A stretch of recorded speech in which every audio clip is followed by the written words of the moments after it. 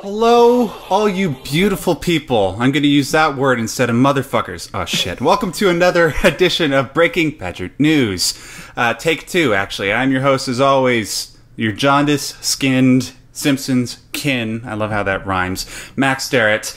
And joining me from the southern hemisphere, opposite land, where it's winter when it's supposed to be summer, where cats chase dogs, that sort of thing, as Homer Simpson would say, are, of course, the Doge in charge, Brian Martinez. Yo. And the doctor that, should be administering everybody's needs around the world, Dr. Random McCam, also known as Mike. Guys, before we get into today's topics, just please tell me how the hell things are going down under, because I haven't heard much. I've seen pictures, obviously, and everything looks like you're having a lot of fun, but are things okay? Okay, so Australia, in a couple of words. Meat pies, Vegemite, rain, and you guys need to get your internet sorted.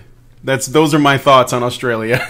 All I know is men plunder. I'm not quite sure what it is women do. I think it's blow or glow or something. It's unclear. Wait, sorry, what? What, women blow? What are you talking about? Or is it chunder? They do things that rhyme here.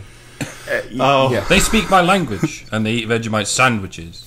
And they called phones the Thunderbox, which, I've called other things Thunderboxes before, and they actually happen to belong to the women I dated. But that's besides the point. Let's just talk about something that actually pertains to the interests of our viewers. Well, I know, just our exploits in foreign countries might be of interest to you, but it's actually none of your business. We're here to talk about men's issues. Of course, we're the Honey Badger Brigade, and that's exactly why Mike and Brian and the whole Honey Badger team have been in Australia recently, because they've been attending the International Conference for Men's Issues.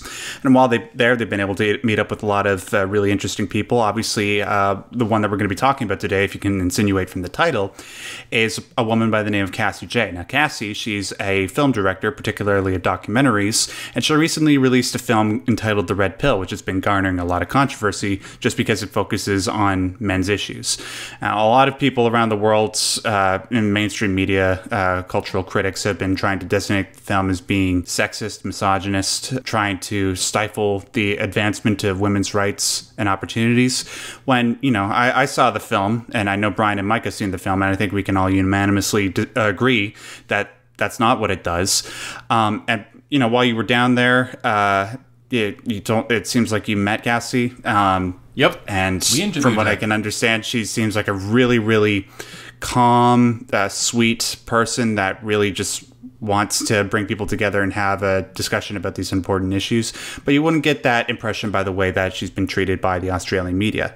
Now, what I've seen over the past couple days is Cassie appearing on a couple of different Australian programs. One is called Weekend Sunrise, and the other one, I can't remember the name of it. It was from a television program called Project TV, I think it was.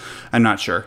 But we'll post the links to these interviews in the description box below. And basically what we're here to talk about today is just the way that Cassie performed in these interviews and how the Australian pundits were sort of approaching her film and treating her for wanting to talk about these particular issues. Now, Mike, Brian, I hope you saw both of these interviews, and I'm certain that you were about as frustrated as I was.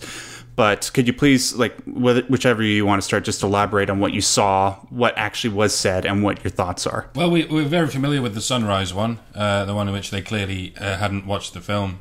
And Cassie asked them if they watched the film, and they said, no, you didn't send it to us, even though she sent it to her a month beforehand, and 3 days beforehand, and 1 day beforehand. And then they said they couldn't download it from Google Play, and Behring demonstrated for us that this can be done in about 10 seconds.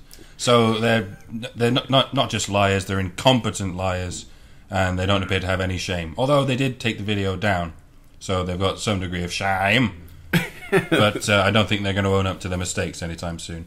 They've treated her appallingly, but I think there's been a healthy amount of backlash against that treatment from the general Australian public. Yeah, thankfully you see a lot of comments online, the majority of them actually, that are saying, what the hell are you guys doing? This is absolutely disgusting example of journalism. Because a lot of the questions during the Weekend Sunrise segment were like, why did you interview Paul Elam? Why didn't you interview the less toxic versions, the examples within the men's rights movement? And she's like, I did. And it's true. She did. It's just that they weren't bothered to watch the film, and then they could have done it, like you said, about a month in advance, but they chose not to. Great job, guys. Anyways, Brian, your thoughts? Yeah, I mean, I'm just going to echo what Mike said. I mean, they didn't watch the film. That automatically pretty much invalidates everything that they were going to say about the film after that. That would be the case for the first. The other thing is, they tried to... Well, I mean, it was just another example of them trying to use the fact that Cassie Jaye would even make a film about this as a way to demonize her, as a way to demonize the MRM. And I have to, I don't have any illusions as to how bad the media is everywhere. I noticed that people in Australia were, talking to us, and they said, "Oh, I couldn't believe that our country was like this. I'm so ashamed for us." And I have to say that what I thought was, you know what, guys, your media is not especially bad. I mean, look at it this way. In Canada, they were supposed to.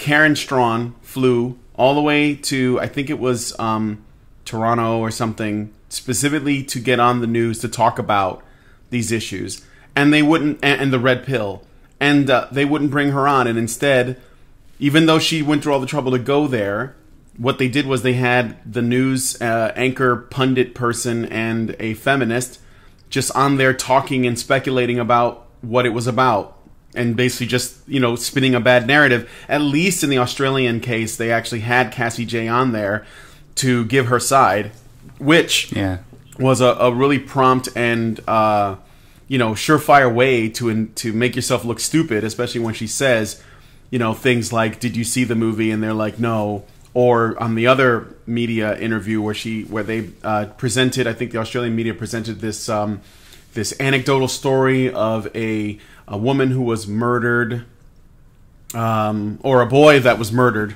rather, by a husband, and they were trying to use that as some way of saying, "Look, see, domestic violence is something that men do." And Cassie Jaye said, "Well, clearly what we're looking at is evidence that men are the victims of domestic violence because, a young man was killed." And this was, at least in that case in Australia, they brought her on so that she could even make the counter argument. In Canada, they didn't even allow that to happen. They just let somebody else go up there and just talk out of their ass. And then in America, I don't think they've even given it any press at all. Like they don't talk about it. So at least in Australia, it's getting some exposure. And the funny thing is, currently in Australia, it's the number 2 movie in terms of rentals. So Cassie Jaye's, despite the fact that they tried to demonize her and spin it in a bad light, the fact that they brought her on and the fact that she was able to talk about the film, which she handled masterfully considering, it actually still gave the film a bunch of exposure. It is, as they say, there is only good press. There is no bad press. Yeah, absolutely. Major kudos to Cassie for what she did. And it's kind of advantageous to have her at the front line when it comes to press, because you can't really go after her and call her all these different names, because honestly, she just seems like a total angel of a human being. She's so calm and collected. She is a classy bae. This is why I keep calling her that. That's got to stick, because it's absolutely true. She is the kind of, like, when you see her and in interviews and stuff, and you think, is this the kind of, a person that she really is? She is. I mean, this is the person that we have spoken to. We did an interview with her, along with a lot of other really great interviews while we were at the ICMI, and I think that the Cassie Jaye interview we got is one of the best ones that I've seen in a while. That's on the Patreon feed, right? It's currently on the patron feed. Yes, so you become a patron so that you can watch it, but we will be uploading sort of like a much cleaner, edited version of all the interviews sometime in July or throughout the summer basically. Once we've gotten back, and we've rested up and we're able to sort of get back into the rhythm of things. But if you want to see it now, it's up, and you can watch it if you're a patron. So. Wait. A cleaner edited version. So it's like Cassie just dropping F-bombs behind she is. She's doors. Like I swear, she goes into a bar and sailors run out. That's how bad she is. She drops mad rhymes. She smacks her bitches and she has mad grills. That's right. She does. But what? We did a lot of codger interviews as well, by the way. It seems to be a lot of people's highlight of the conference, getting to talk to the codger. Yeah. And that's something else we'll show you come July. Okay, and right before we end, there's just a couple of things that I want to focus on. That woman in the like I said, I can't remember the name of the station that did it, Project TV, I think that sounds right.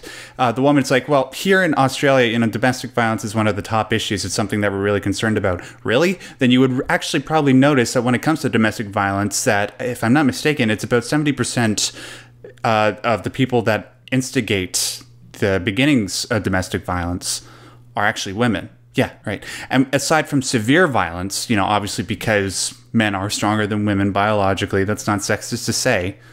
Aside from that, the levels of violence received are pretty much equal between men and women, if I'm not mistaken. Yeah, usually in domestic violence cases, most of the time it's reciprocal. It's basically two people who are violent getting together.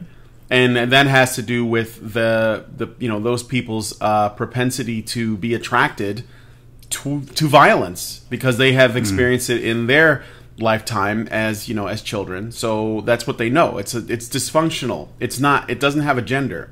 It's just that there are people who are just like that, and they're attracted to each other. And in the overwhelming majority of cases, it's reciprocal violence. It's also stems from a cycle of violence, and women do tend to instigate the violence in these reciprocal relationships 70% of the time, and that is all true. So yeah.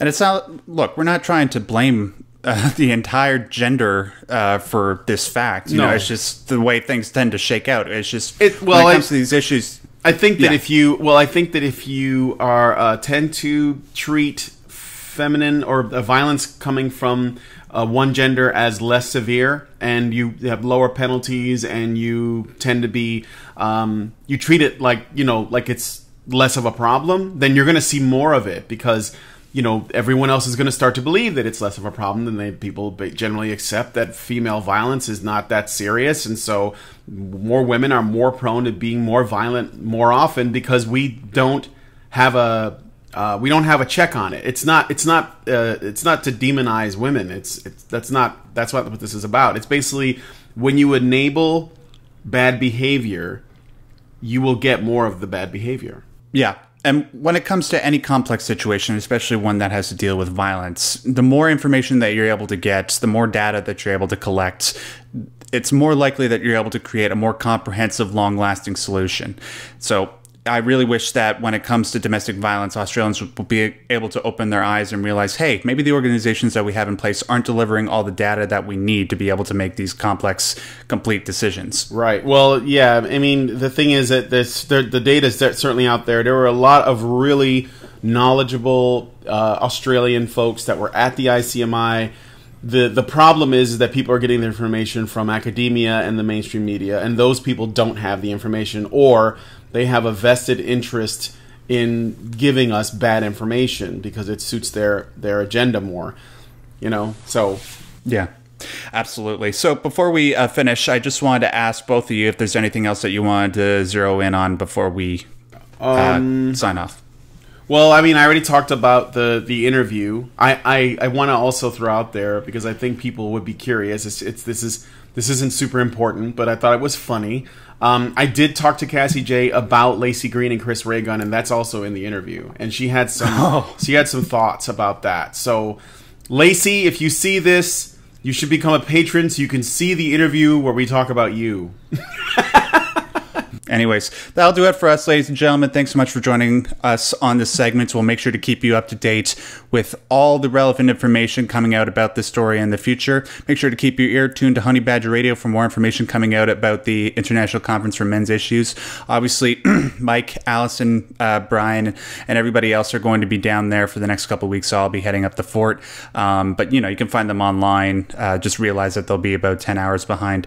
So make sure to like this video if you like the stuff that we talked about. Make sure to leave a comment down below just to leave us your thoughts, because ultimately at the end of the day, it's not about what us idiots have to say. It's about what you guys have to say. And if you want to see more content like this, please subscribe. So until the next segment, Badger on.